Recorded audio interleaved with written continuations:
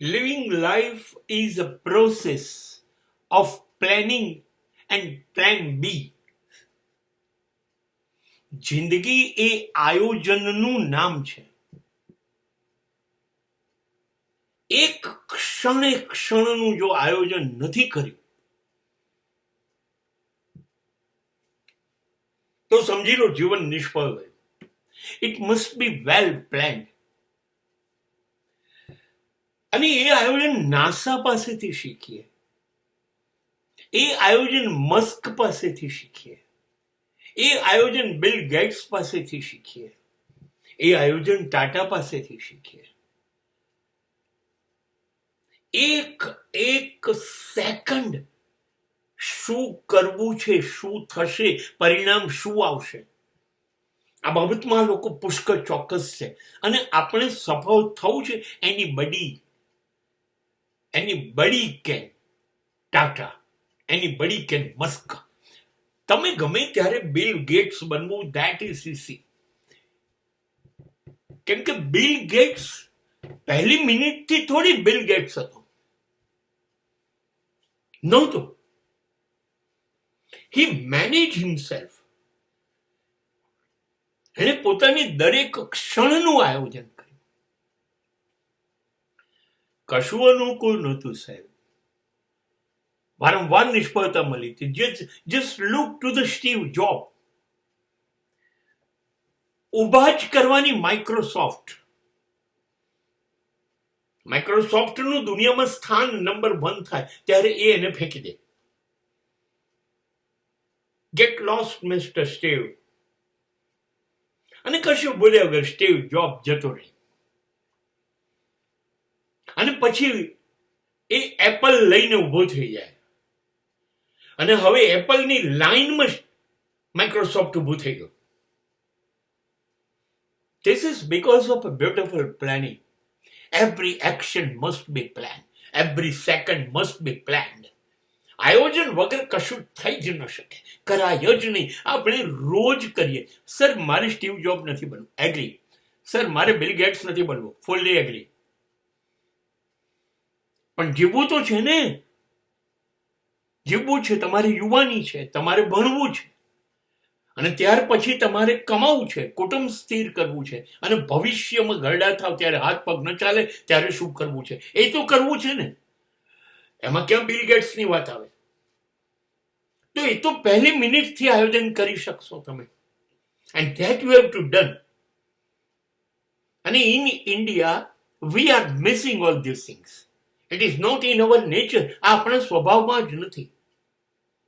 હું તો ગયો તો બજારમાં ને શું થયું કે ભીંડા ના મળ્યા તો કાકડી લઈને આવી ગયો. What nonsense we people are doing. હું સ્લીપર લેવા ગયો હતો ને બૂટ લઈને આવી ગયો. હું લાલ દવા જવાની કહ્યો હતો ને યાર વચ્ચે બસ મળી ગઈ તો સરખેજમાં જતો રહે. તમે જિંદગીના બધા નિર્ણય આવી જ રીતે લો છો, બિન આયોજિત, આયોજન વગરના. અને આ 99% લોકો આ કરી રહ્યા છે. અને પછી ચીસો પાડે છે અમે નિષ્ફળ ગયા, અમારું કંઈ થતું નથી. What is planning? That's required. Every second, every step, every action will be well planned. દરેક વસ્તુનું આયોજન હશે. હું 6:55 ઉઠીશ, 6:60 મેં બ્રશ કરી લીધું હશે, અને હું 7 વાગે બહાર નીકળીશ ત્યારે મારું ટિફિનનું લંચ લઈ અને હું 7:10 મારું બાઇક ચલાવીશ. હું 7:55 મારી ઓફિસે પહોંચી જઈશ. 8 વાગે મારું કામ સ્ટાર્ટ કરીશ, કાં તો મારી દુકાન ખોલી કાઢીશ. 8 થી 12 હું 4 કલાક એ જ કામ કર્યા કરીશ ને 12 થી 12:30 લંચ ભોગવીને લંચની અંદર પણ મેં નિશ્ચિત કર્યું છે 1 સમોસું ને 1 કચોરી. એ ખાઈને ફરીથી પાછું 1 વાગે કામ લાગીશ.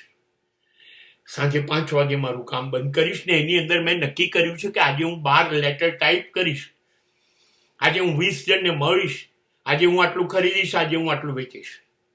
અને હું એક્ઝેક્ટલી 5:30 નીકળીશ ને પાછો 6:15 મારા ઘરે મૂકીશ, ફ્રેશ થઈશ અને 7 વાગે જમી લઈશ. થોડીક વાર મારી પત્ની સાથે બેસીશ, બાળકો જોડે બેસીશ, લેસન કરાઈશ, 8:30 સુઈ જઈશ. આવું કેટલા જણ પાસે છે? નથી. અને માટે આપણે ચીસો પાડીએ છીએ નિષ્ફળતાની. We don't have a planning.